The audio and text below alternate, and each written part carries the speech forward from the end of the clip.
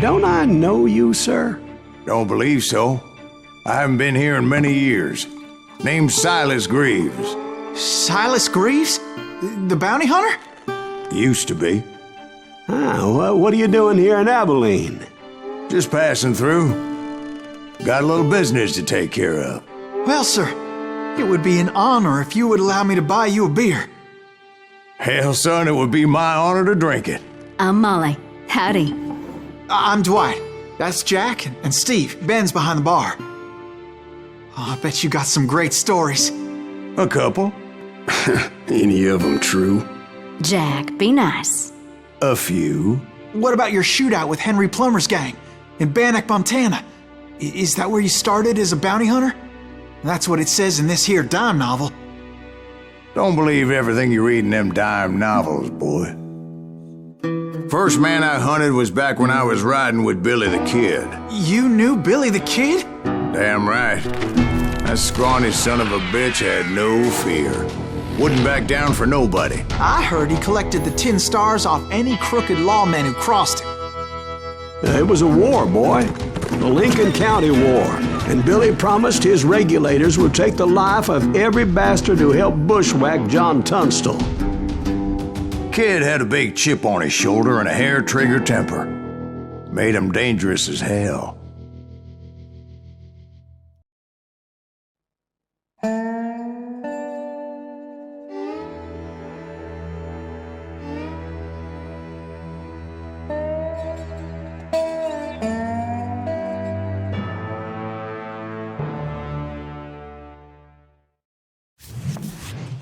It was about 30 years ago.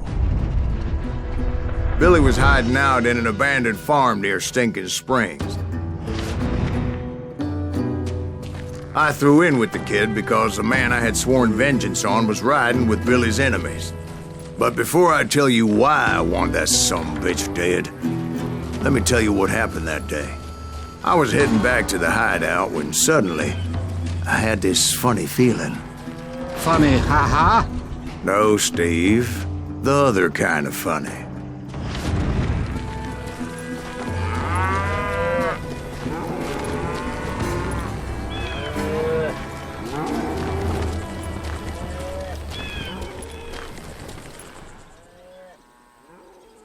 You heard Pat. You need to stay here and keep an eye on the road. That's not fair. We're missing all the fun. I knew those two morons would never let me through. I had no choice. What the hell? Shoot that sumbitch!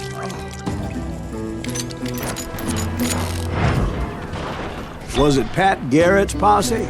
Oh, yeah. I heard the shots and I knew I had to move fast.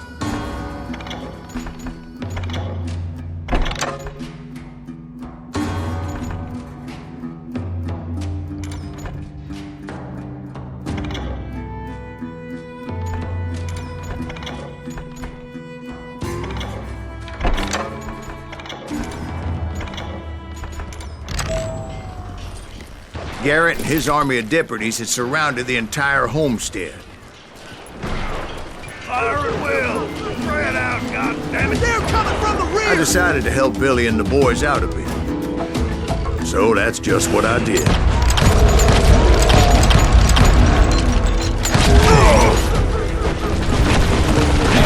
Got one behind us!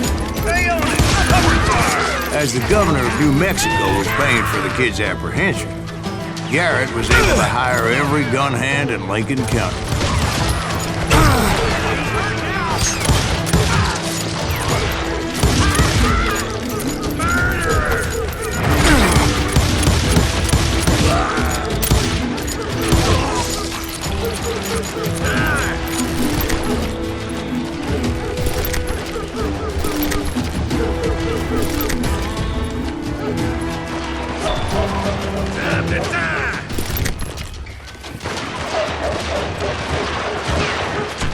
Watch out! He's one of them! Damn it, he's right behind us! Where the hell's Garrett? Garrett's men were running around like a bunch of chickens with their heads cut off.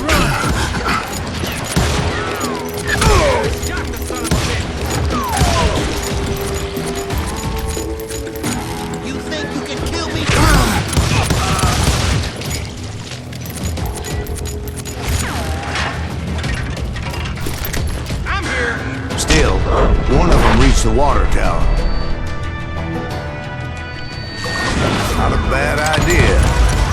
could be a turkey shoot from up there.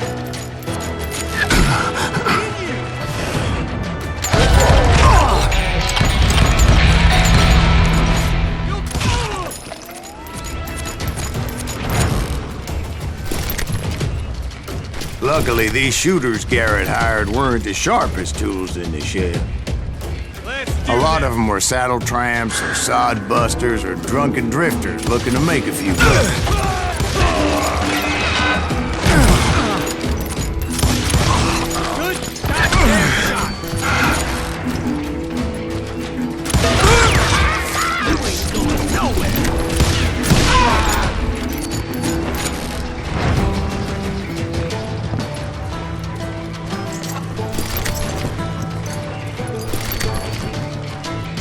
Then, I heard a friendly voice yelling at me from the window.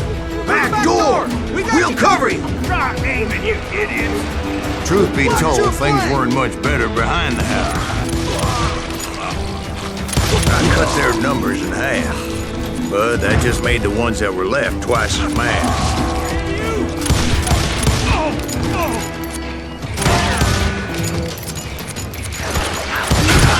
They made up for their lack of skill with a seemingly endless supply of ammo. It was a bit of a slog, but I finally fought my way around the back of the house. And like that, I was inside, none the worse for wear.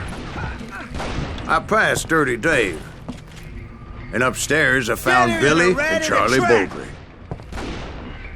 I'm done with you.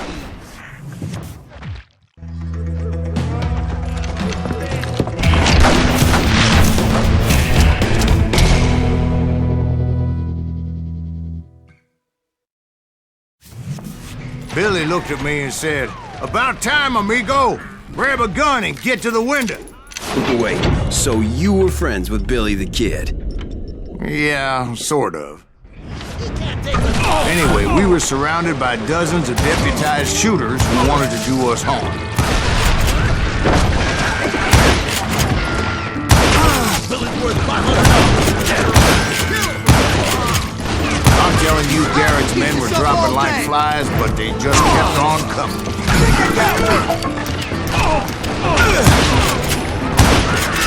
Where the hell Garrett get to? He's missing all the ammo! That's when Charlie got hit. "They're catching us in a crossfire," shouted Billy. "Get to the other side!"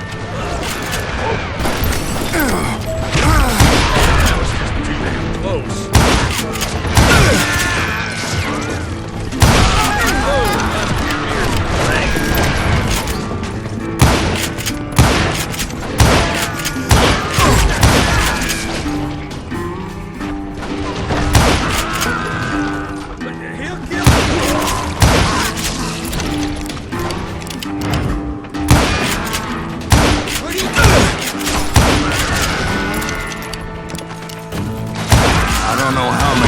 Cocksuckers I personally put down, but it was pretty clear, even to Billy, that maybe discretion was the better part of valor.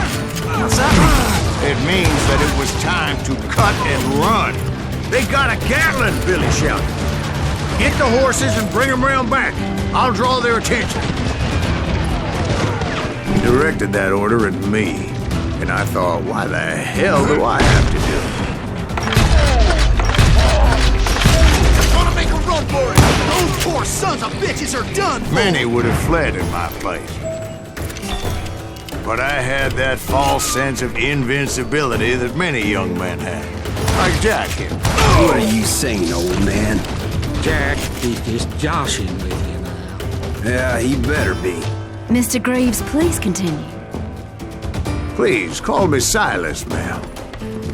Now, where was I? You were heading for the barn.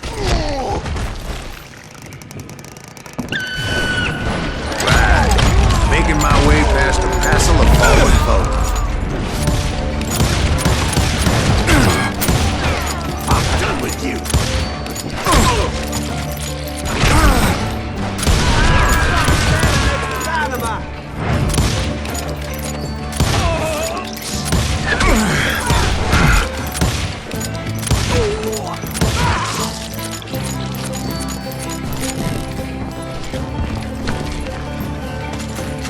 Sounds like Garrett hired a whole regiment of hired guns. Yeah, and just when I thought I was done with them, more of these hapless bastards would pop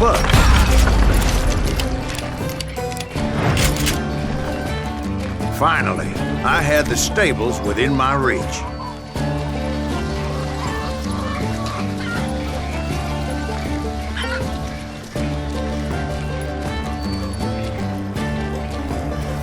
And that's when I met Sheriff Pat Garrett. I read that you went toe-to-toe with him, sir. That backstabbing bastard with that tacked-on tin star.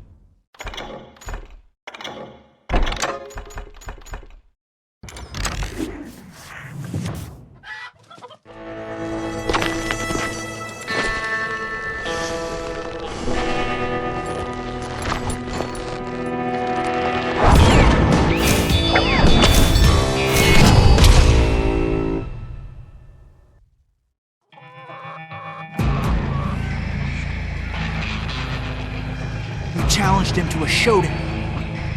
You read that in a dime novel? It said he showed no fear as he took your measure with eyes like a rattlesnake.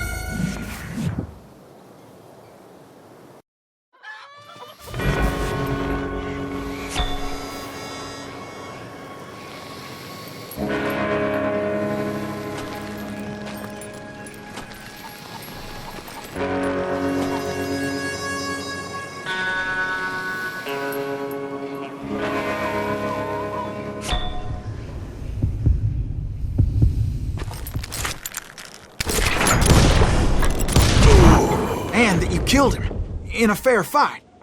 Is that what that penny dreadful said? No, boy. That ain't what I meant when I said I met Pat Garrett. So let me start again. I finally reached those damn stables.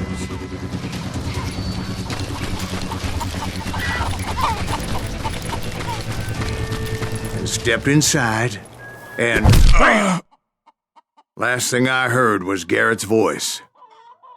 That's not Billy. And go on. How did it end? And, boy, that was just the beginning.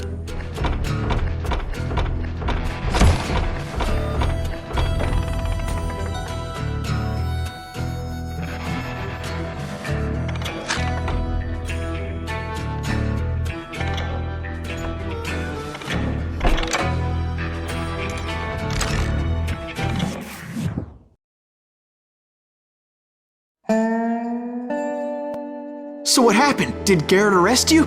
Yeah, after I came to, the bastard had clocked me with his Colt.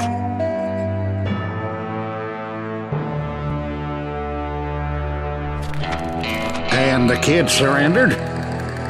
When he realized there was no getting out of there alive. So they locked you up in Lincoln? Indeed they did. Sentenced me to hang right along with the kid.